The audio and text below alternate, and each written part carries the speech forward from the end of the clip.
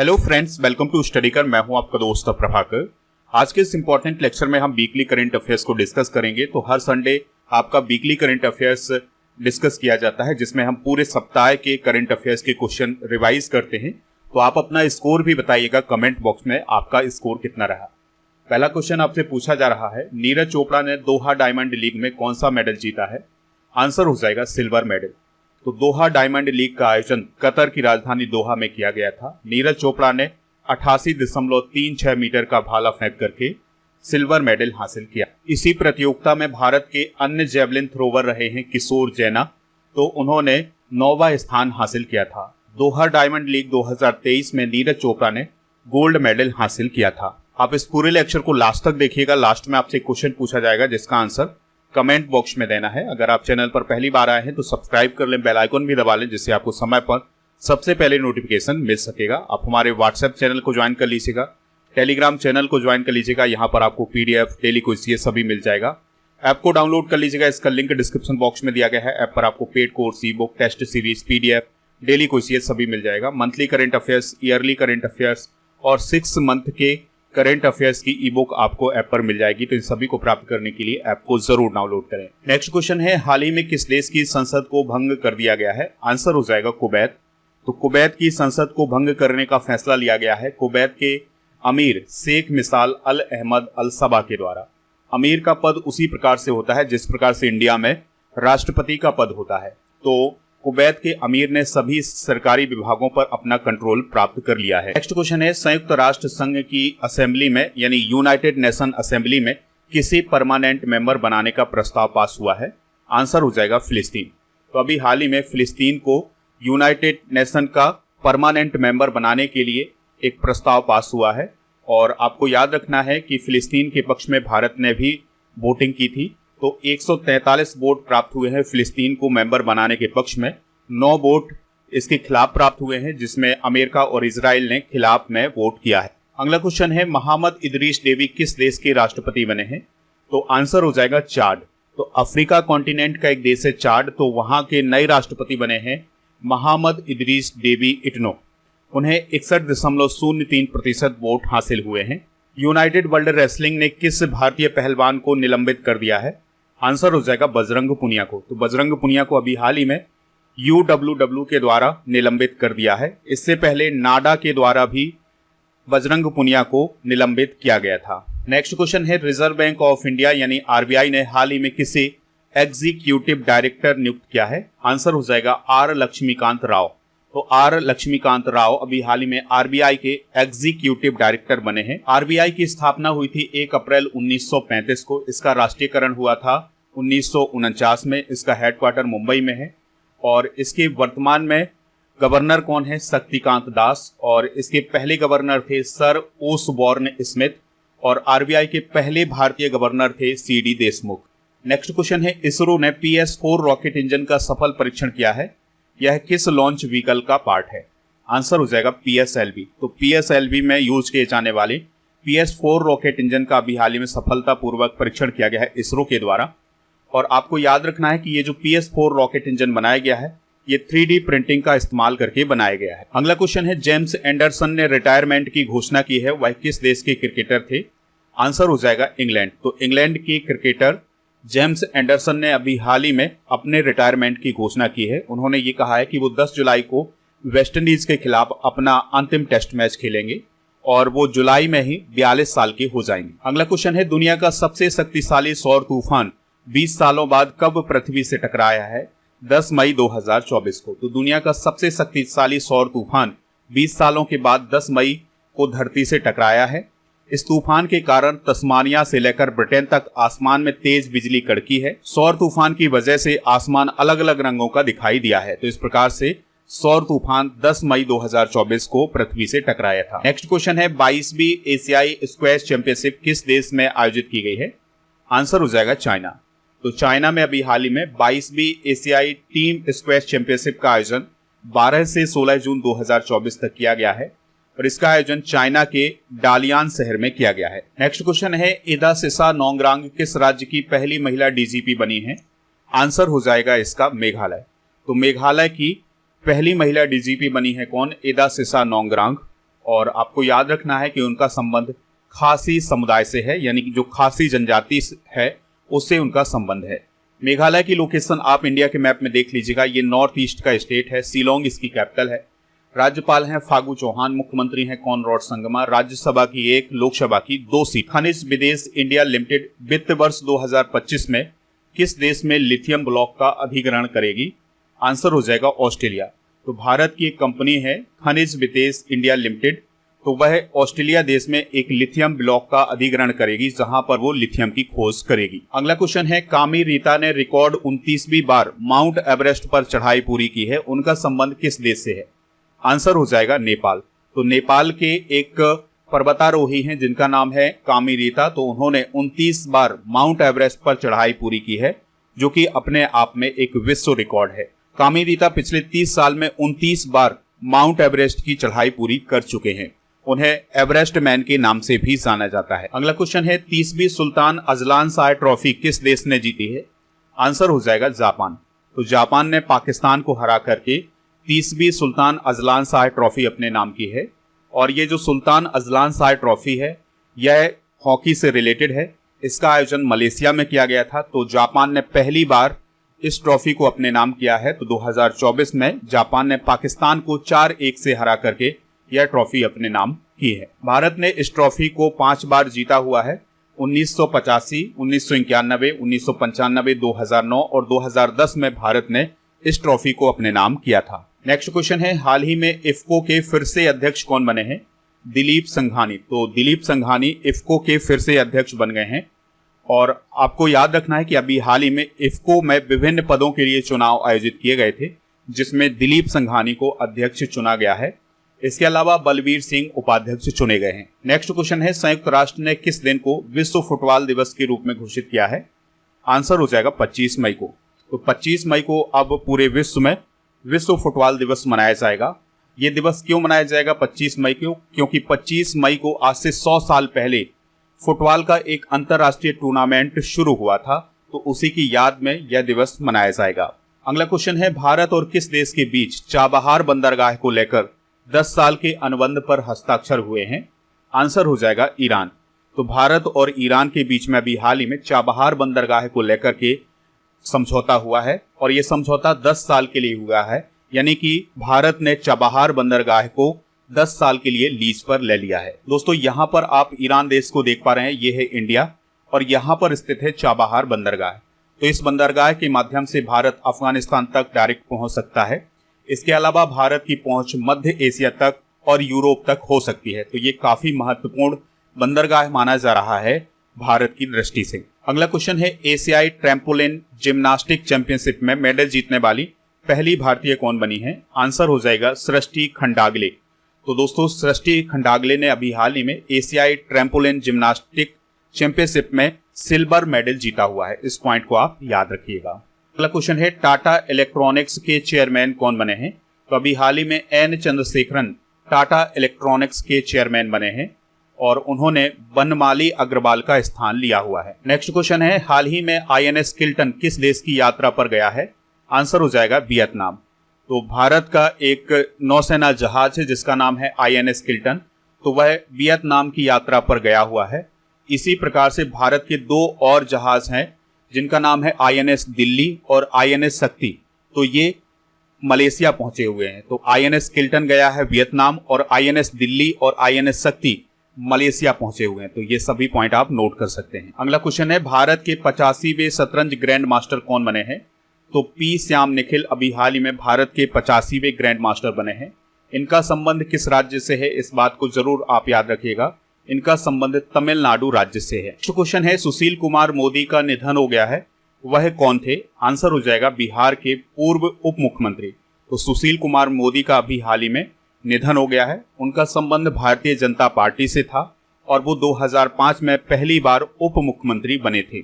अगला क्वेश्चन है, छत्तीसगढ़ का पहला 15 मेगावाट का फ्लोटिंग सोलर प्लांट कहाँ स्थापित किया जाएगा? तो यह प्लांट भिलाई में स्थापित किया जाएगा। तो छत्तीसगढ़ के भिलाई में छत्तीसगढ़ का पहला 15 मेगावाट का फ्लोटिंग सोलर प्लांट स्थापित किया जाएगा, और इसे किसके द्वारा स्थापित किया जाएगा? तो भिलाई स्टील प्लांट के द्वारा स्थापित किया जाएगा। और इसे मरोदा जलाशय में स्थापित किया जाएगा। नेक्स्ट क्वेश्चन है, वर्ल्ड हाइड्रोजन समिट 2024 का आयोजन किस देश में किया गया है? आंसर हो जाएगा नीदरलैंड में। तो वर्ल्ड हाइड्रोजन समिट 2024 का आयोजन 13 से 15 मई 2024 तक रॉटरडैम नीदरलैंड में किया गया है और भारत ने पहली बार इस आयोजन में अपना स्वयं का पवेलियन स्थापित किया था। अगला क्वेश्चन है, पेरिस ओलंपिक 2024 के लिए कोटा हासिल करने वाले पहले भारतीय पुरुष रेसलर कौन बने हैं? आंसर हो जाएगा अमन सहरावत। तो अमन सहरावत ने पेरिस ओलंपिक 2024 के लिए क्वालिफाई कर लिया है। अगला क्वेश्चन है, यूनेस्को के memory of the world Asia Pacific regional register के 2024 चक्र में कौन सी भारतीय सांस्कृतिक वस्तुओं को शामिल किया गया है? आंसर हो जाएगा रामचरितमानस, पंचतंत्र और सहृदयालोक लोकन। तो इस क्वेश्चन का आंसर हो जाएगा ऑप्शन नंबर डी। रामचरितमानस की बात करें तो इसको तुलसीदास जी ने 16वीं शताब्दी में अवधी बोली में लिखा है। पंचतंत्र को विष्णु शर्मा ने लिखा है। पंचतंत्र संस्कृत में लिखा गया है और जो सहृदयालोक लोकन है इसकी रचना आचार्य आनंदवर्धन के द्वारा संस्कृत में की गई है। नेक्स्ट क्वेश्चन है, चंद्रमा के लिए flexible levitation on A track यानी फ्लॉट नामक परियोजना पर कौन सी अंतरिक्ष एजेंसी काम कर रही है? आंसर हो जाएगा नासा। तो नासा ने यह कहा है कि चंद्रमा पर अंतरिक्ष यात्रियों को एक स्थान से दूसरे स्थान तक जाने के लिए एक रोबोट ट्रेन बनाई जाएगी, यानी कि उसके लिए एक परियोजना तैयार की जा रही है। तो इस परियोजना का नाम रखा गया है flexible levitation on. Next question है, 77वें कांस फिल्म फेस्टिवल 2024 में पाम डी और कैटेगरी में भारत की किस फिल्म को प्रदर्शित किया जाएगा? आंसर हो जाएगा all we imagine as light. तो इस फिल्म को प्रदर्शित किया जाएगा पाम डी और कैटेगरी में। कांस फिल्म फेस्टिवल की अगर हम बात करें तो इसका आयोजन फ्रांस के कांस शहर में किया जा रहा है, तो वहां पर इस फिल्म को अभी हाल ही में प्रदर्शित किया जाएगा। अगला क्वेश्चन है, हाल ही में किस भारतीय कंपनी ने सेंटर ऑफ एक्सीलेंस में ह्यूमन सेंट्रिक एआई सेंटर स्थापित किया है? आंसर हो जाएगा इसका टाटा कंसल्टेंसी सर्विसेज ने। तो इसकी स्थापना कहां पर की गई है? फ्रांस में की गई है। नेक्स्ट क्वेश्चन है, centre for world university ranking में भारत का सर्वश्रेष्ठ संस्थान कौन बना है? आंसर हो जाएगा IIM अहमदाबाद। तो दोस्तों अभी हाल ही में centre for world university Ranking 2024 को जारी किया गया है, जिसमें 2000 बेस्ट शिक्षण संस्थानों की लिस्ट जारी की गई है और दुनिया का सबसे बेहतरीन संस्थान बना है हार्वर्ड यूनिवर्सिटी। और भारत में सर्वश्रेष्ठ संस्थान कौन है?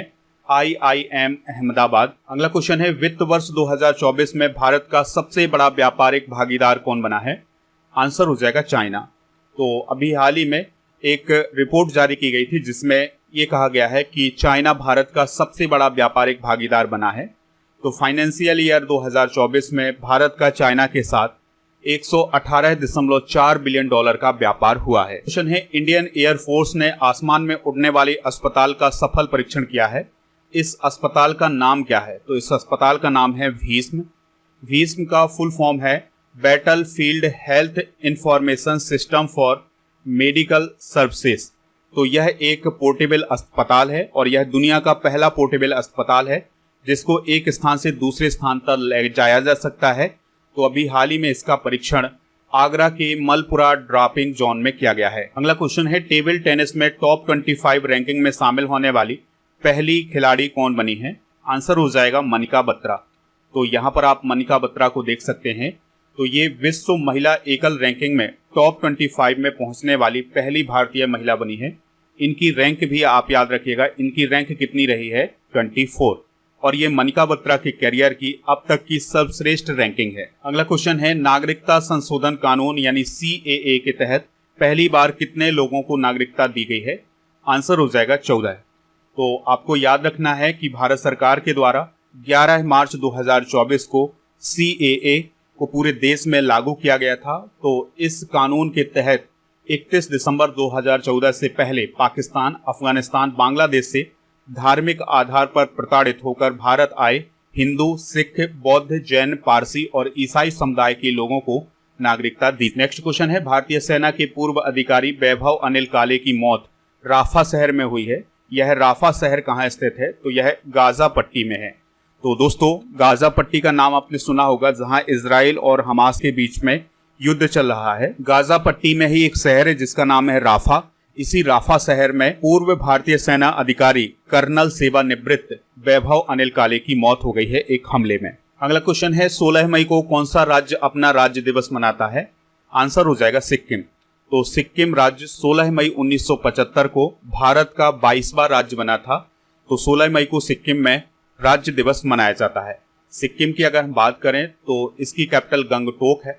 राज्यपाल हैं लक्ष्मण प्रसाद आचार्य, मुख्यमंत्री हैं प्रेम सिंह तमांग और यह भारत का पहला जैविक राज्य है। और सिक्किम की लोकेशन आप यहाँ पर देख सकते हैं, यह नॉर्थ ईस्ट के स्टेट में नहीं आता है, यह नेपाल, भूटान और चाइना से घिरा हुआ है। नेक्स्ट क्वेश्चन है भारत ने बाढ़ से हुई तबाही से निपटने के लिए किस देश को $1 मिलियन की मानवीय सहायता प्रदान की है? आंसर हो जाएगा केन्या।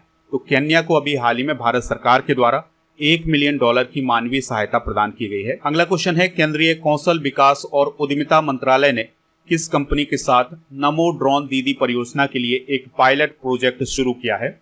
आंसर हो जाएगा महिंद्रा एंड महिंद्रा। तो महिंद्रा एंड महिंद्रा कंपनी के द्वारा अभी हाल ही में भारतीय कौशल विकास और उद्यमिता मंत्रालय के द्वारा नमो ड्रोन दीदी परियोजना के लिए एक समझौता किया गया है, जिसके तहत इस कंपनी के द्वारा ग्रामीण महिलाओं को ड्रोन चलाने का प्रशिक्षण प्रदान किया जाएगा। अगला क्वेश्चन है freedom of the city of London से किसे सम्मानित किया गया है?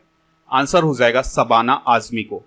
तो प्रसिद्ध अभिनेत्री शबाना आजमी को अभी हाल ही में freedom of the city of London से सम्मानित किया गया है और यह सम्मान उन्हें लंदन में ही दिया गया। अगला क्वेश्चन है नोबेल पुरस्कार विजेता एलिस मुनरो का संबंध किस देश से है जिनका हाल ही में निधन हो गया है?